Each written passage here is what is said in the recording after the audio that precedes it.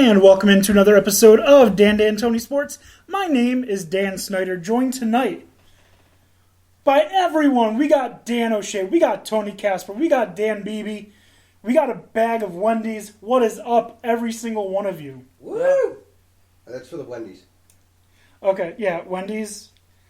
Wendy's is the Spicy chicken. Wendy's is the spicy chicken. Also, the premier fast food Twitter. Also, yes, if you do not follow Wendy's on Twitter, you are doing something wrong with Twitter.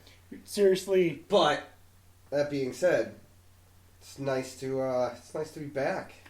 Yeah. I can't promise that if it's 60 next Wednesday I'll be here, because, golf. But. Golf. Yeah, an actual sport. Oh, I thought, Well, the way I played, it's not a sport. It's more like a lot of grass hacking and tree trimming, but actually I should really just open my own landscape company. Okay. I was under the impression that you joined a competitive heroin league. What would that look like? Was that a snort from Dan O'Shea? No. All right. Anyways, one quick question before we get started. I'm trying to share our stuff on Facebook. Did the post not post? I will check right now for you. Well, I'm not seeing anything, but... Me either. So I'm going to go in and manually share it because it should have already started, but I don't know what is going on.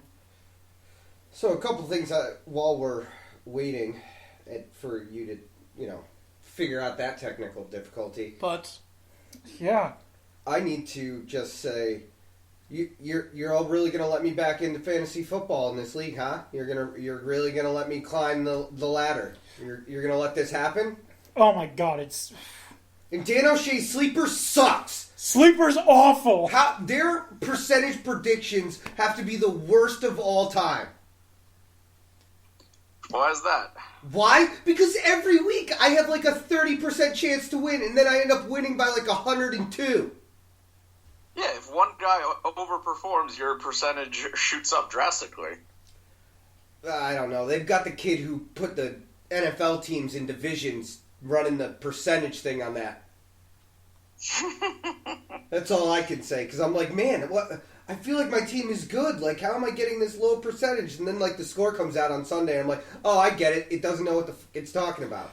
Yeah, so the same person who's doing these percentages is the one who put Denver Lacrosse in the Big East. Yeah. See, that all makes sense. But, that being said, like, although for some reason I have a 91% chance to win this week. I don't know how that's possible. No, this poor SOB is Kerryon Johnson, that's why. That would be me. He's done for the season. No, that was 1.21 JJ Watts? Oh, no, I thought I had Kerryon Johnson like every league I'm in. No, I feel like that's me, other than the league where you're trying to offer me crap for Nick Chubb. I didn't try and offer you crap for Nick Chubb. I do like this feature, Dan, and you just, right as it happened, you used it. I like getting alerts when somebody's making a free agent move. What are you doing? What are you up to? Dropping Jamal Williams. Had to clear out a bench spot so I could bring back Devontae Adams, who is now no longer IR eligible. Oh, nice. Okay. Oh, that's right. I do have... God damn it, Kareem Hunt, you suck. Okay, let's get this back on track and actually start talking about, I don't know, some sports for once, all right? So what are we talking about today? We're going to talk NFL, we're going to talk college football, we're going to talk XFL, we're going to touch on Major League Baseball, the World Series going on right now. Nationals have a perfect World Series record. Without Bryce Harper. I kind of hope they win because of that. Yeah, it would be I guess poetic justice. Oh, it'd be Cosmic hilarious. Justice. Oh, I don't know. It would be great. All right, touching on the MLB, because I know you don't want to spend too much time in a place that makes you uncomfortable. Yeah, and MLB makes me uncomfortable. Also, going to talk about the NBA. I know you're having a problem right now with the National Basketball Association. So we'll try and keep it light. All right. So let's start with the XFL. We'll just get that out of the way. Those of you who don't know, XFL is back. And by back, I mean Vince McMahon tried it like 20 years ago, didn't work out because, well, they didn't actually play real quality football. They took a bunch of athletic-looking freaks and just threw them with some makeshift bullshit rules, such as no kickoffs to start the game. We're going to start at the goal line, put the ball on the 50, and two players are going to have to run for it. First person that gets it, their team has possession of the ball on the 20. I actually kind of like that rule. Yeah, until, like, out of every 5 games, like, 2 players, or 2 out of every 5 games, someone was hurt on the opening play because of that. Yeah, I'm fine with it. Yeah, you couldn't kick field goals, extra points. You had to go for 2. All right. And, they really only had 2 real football players in the league. Tommy Maddox and He Hate Me. True. I mean, it was a valiant effort the first time around. It just couldn't gain any traction, and its best game, if you've watched the 30 for 30 on it, its best game happened to be on a Saturday night when it was on NBC pushing up against Saturday Night Live, where they really wanted to get SNL on, and it was unfortunate because it had so much potential and then just couldn't get the audience, and when they were about to, it was too little too late. Yeah, and I mean, Vince McMahon was stuck on the idea of entertainment more than sport. Right, but a lot of what he did a lot of things that happened as far as, camera angles and the entertainment side of it ended up being cycled into the NFL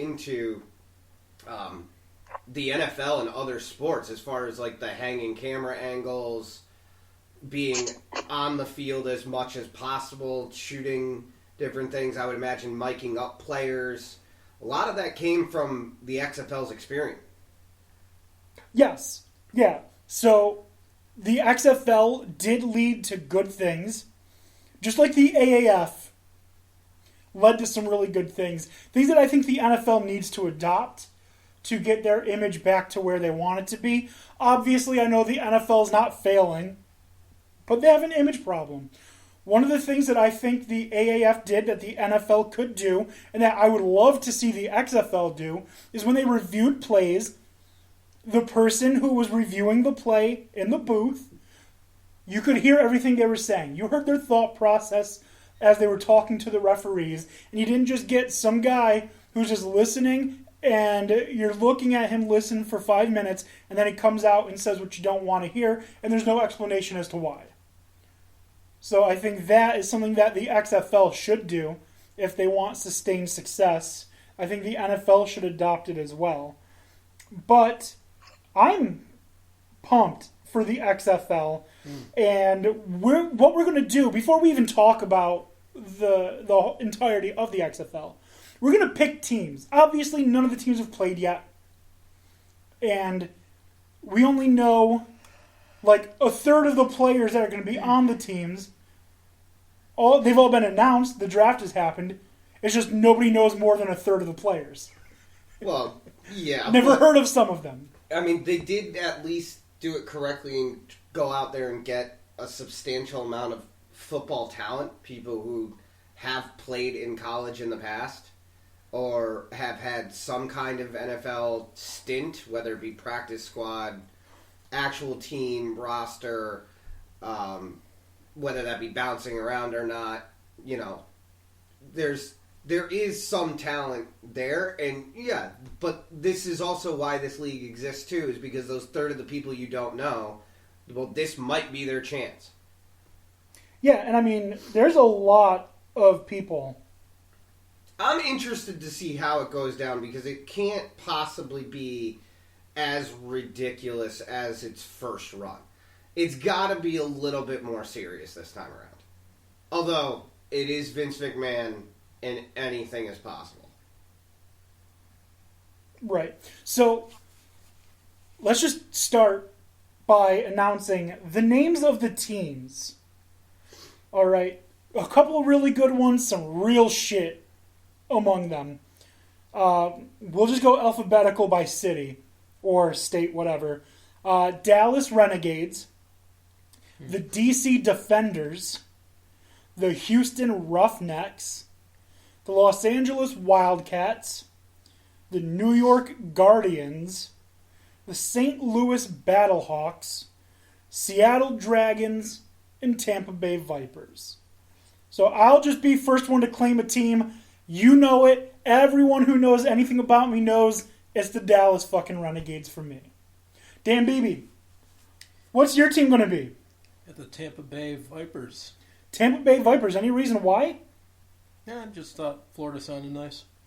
Just thought Florida sounded nice? Yeah, rolling the dice. Personally, okay. I would not go with the Vipers because I feel like they're giving Randy Orton the shaft because his nickname is the Viper and he's from St. Louis. It should be the St. Louis Vipers. I'm sure he could give a shit. I mean, I guess. I mean, St. Louis would have made sense, but... All right, that leaves Tony and Dan O'Shea. You guys get to fight over the other 6 teams. Mr. O'Shea, would you like to go first? Not really a fight like that. Well, I'm not a fan of the Roughnecks. I don't really like... I guess I'm not a big fan of the Defenders. It's like, eh. So I think I'm down to the Guardians or the Battlehawks. So whichever, if you've got a preference between those two, you can take one and I'll take the other, or I'll decide if you don't have a preference between those two. I already told you when we started this, I'm going with Cordell Jones and 12 gauge. Give me the Defenders. DC Defenders. All right. I'm only choosing them because they have Cordell Jones as their quarterback, and at least I know one dude on that team. Yeah. Well, I will go with the New York Guardians because I might actually be able to go see them play. Guardians of the Galaxy. I'm excited. That's right. I'm excited because Dallas has players that I've actually heard of. All right, they got Landry Jones, who had an okay backup, or an okay career in the NFL, really good backup career in the NFL. Well, yeah. Yeah. He played, he was successful, and when he came into the games, no one thought, oh shit, we got Landry Jones, so